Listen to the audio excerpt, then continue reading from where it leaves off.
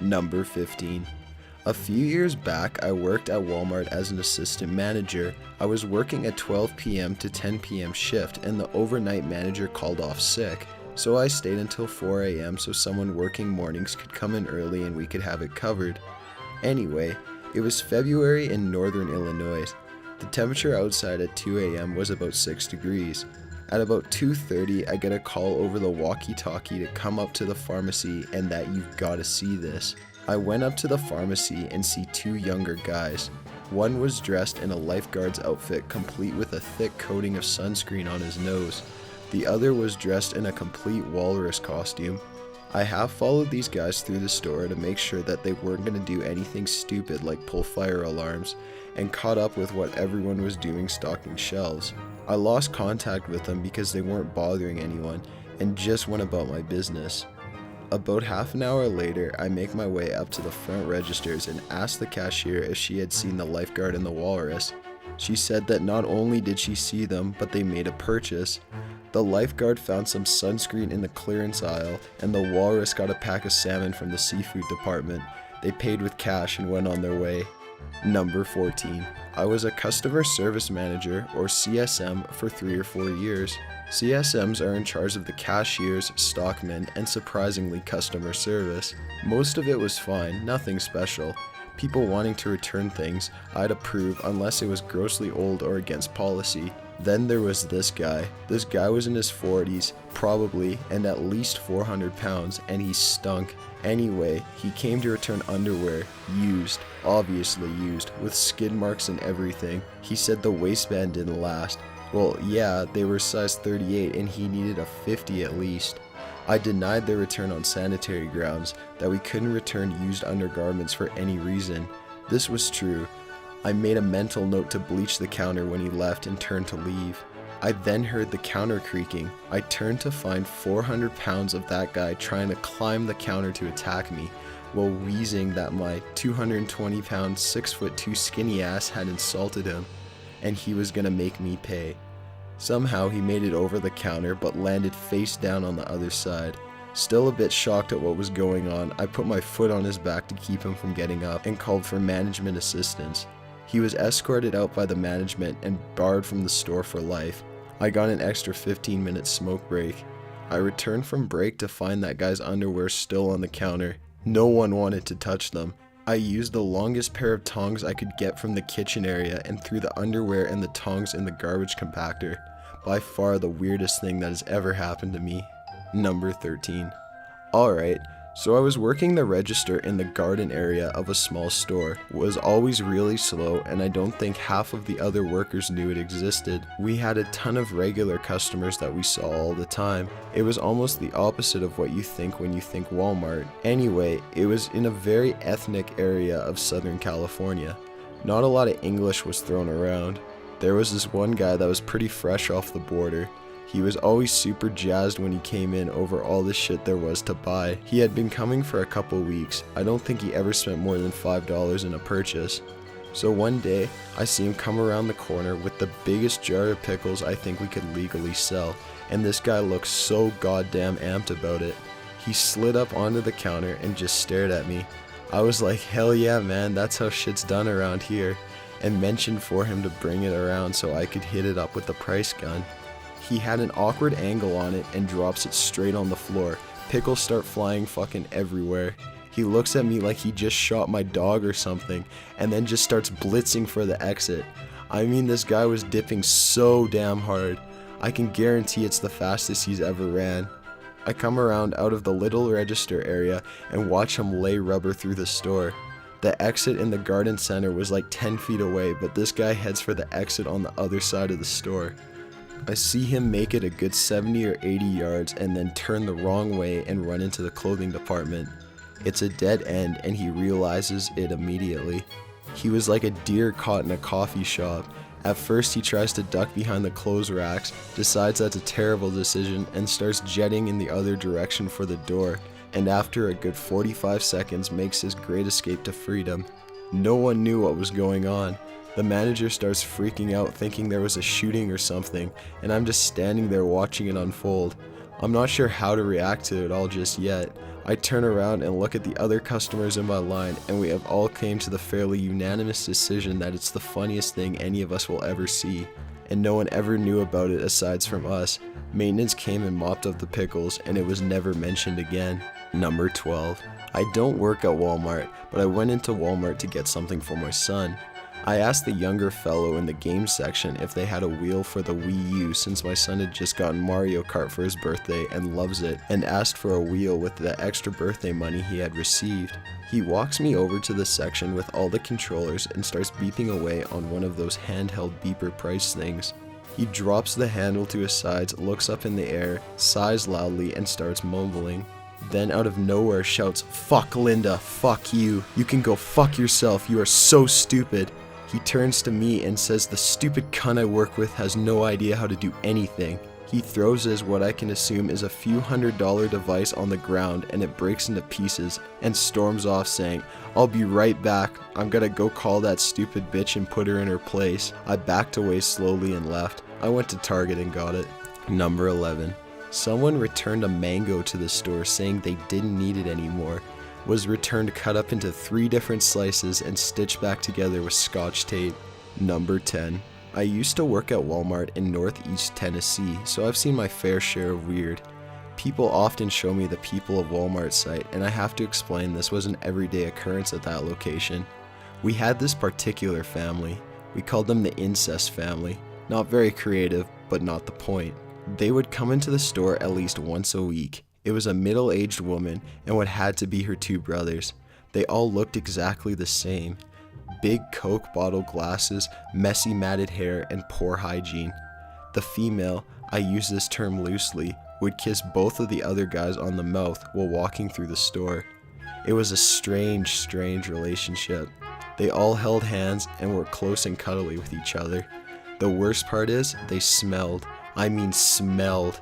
We're talking cat piss, vomit, and Britney Spears fantasy all rolled into one. They would walk through the Walmart on a crowded Saturday, and the ocean of people would part like Moses was standing on bottled water and holding his staff above the crowd. The places they walked would remain that way for a minute or so until this horrid odor disappeared and normal breathing could be had. I'm years away from that place, yet that memory still haunts me. I once had to sell them an answering machine, and that interaction is why I shower twice daily. Number 9. Cousin was back on stocking shift around the dairy place with all the yogurt and milk and cheese and whatnot. A few kids came by, about 12 or 13, and were getting jugs of milk, probably inspired by gallon smashing, and were looking around cautiously, but since they had people everywhere, the kids couldn't really do it and have the same appeal as gallon smashing had. These kids altogether probably had 5 or 6 jugs of milk, and my cousin comes by and asks them if they need help with anything. Time passes and the kids move to another aisle with their jugs while my cousin subtly follows them. In an aisle with no one around, a kid with a jug throws it onto the ground, and obviously the jug explodes and this kid slips into the milk. My cousin calls for a supervisor and tells them they'll have to pay for it.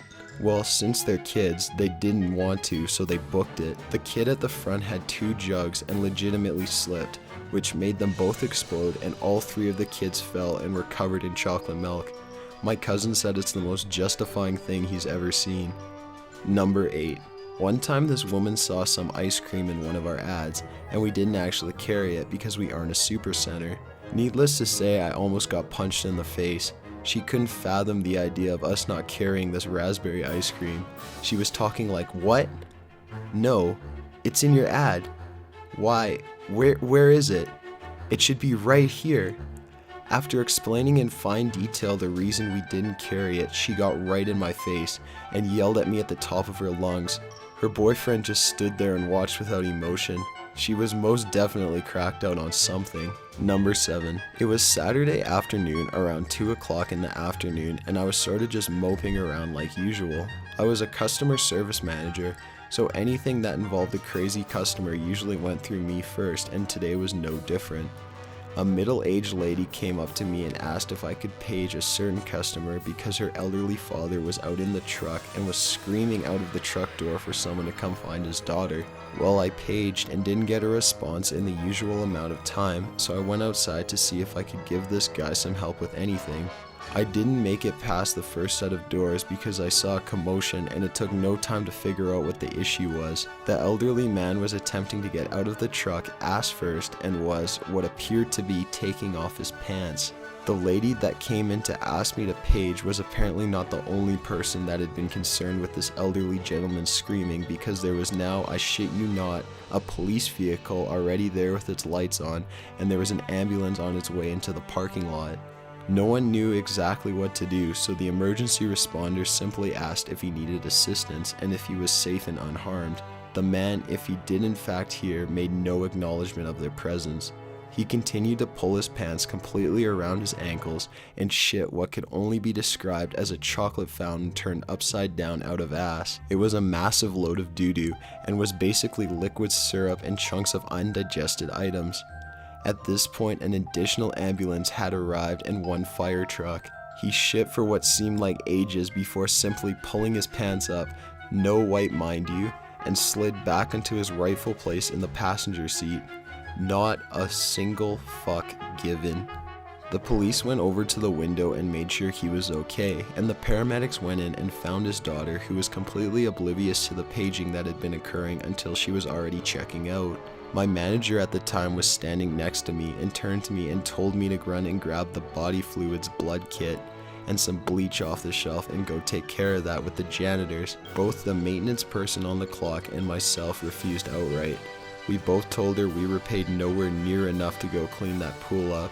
She must have known we were serious and simply grabbed the kit and did it herself. I felt bad for her, but I couldn't do it. It was hot outside and I can only imagine the smell would only make me add to the mess. Number 6. Former Walmart employee, hope that counts. Not nearly as weird as some of these, but I watched a disgruntled employee spear 5 or 6 TVs with the forklift-like picker used to pull pallets off the top shelves in the back.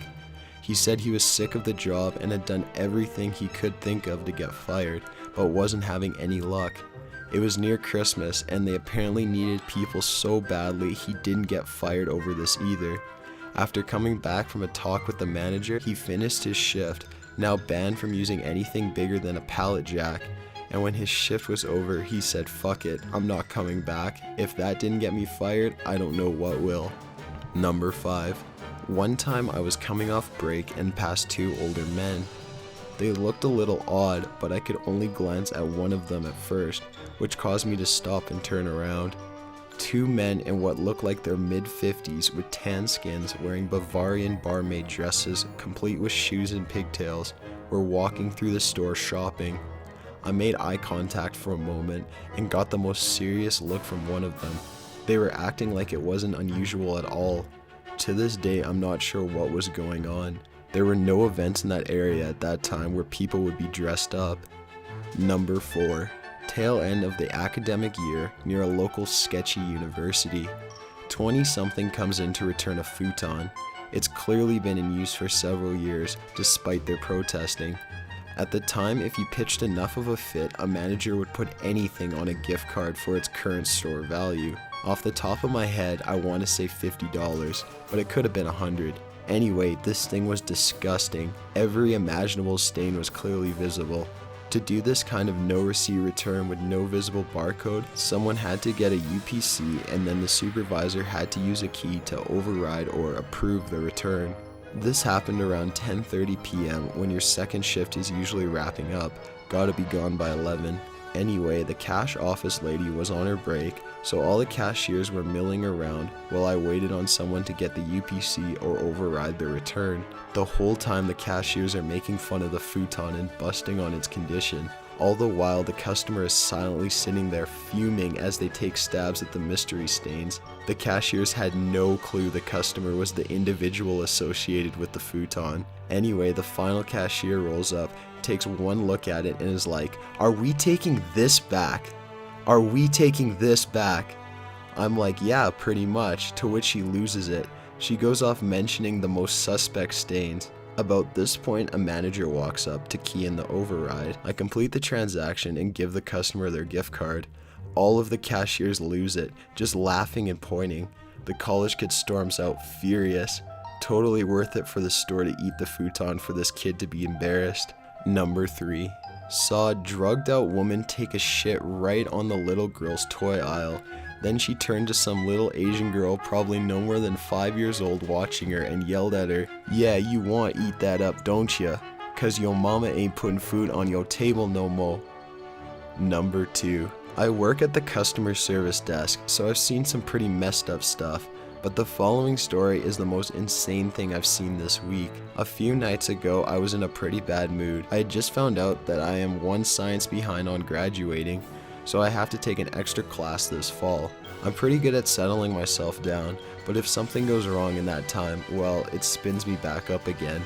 The lines are long, people are upset, but the night hasn't gone too terribly bad. There are 2 of us working the desk and one at the money center. A lady, possibly the grandmother, is carrying her little granddaughter, maybe, who is about the age of 2. She's doing a simple return and she actually had the receipt. For the majority of the duration of her little transaction, the little girl is yelling at the guardian that she needs to go pee-pee, but the grandmother, not wanting to stand in line again, insists that she holds it. All good so far. We get to the portion of the transaction where she receives her money and signs a slip saying the return is valid. The child then begins to pee.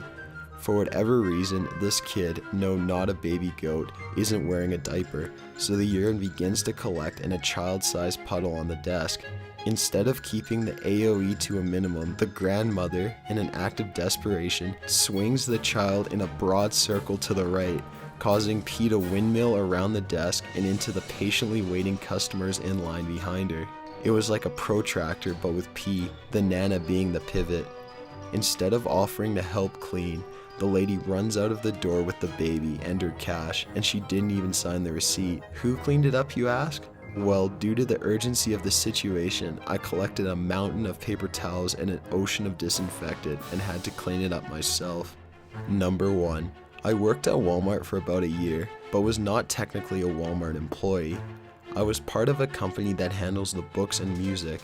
Anyway, I usually try to keep to myself and never really talk to anyone. Every now and then there'd be a stray employee that would browse through the books, killing time I suppose, while I was stalking. This one guy would come by maybe once a week, chat for maybe 10 minutes and leave. He was a little weird, but never really creeped me out or anything. Mostly we just talked about what books we like or what was coming out soon. One day, he tells me that his ancestors are Cherokee Indians. At this point I'm thinking, yeah, sure buddy. Where I'm from, everyone claims to have a Cherokee background. Blonde hair, blue eyes, and freckles? Yep, gotta be Cherokee for sure. That's not the point of my story though. This man proceeds to explain to me that the other side of his family are wood elves, and that the wood elves had a close relationship with the Cherokee Indians. He proved this point to me by showing me how pointy his ears were. I could not think of a single thing to say to this guy, so I just kinda smiled and nodded in some sort of agreement. Walmart can be such a weird place. Got an idea for a top 15 list? Be sure to leave it in the comments below. Be sure to subscribe for future videos. Thanks for watching, and a big thank you to Kenneth, our new editor.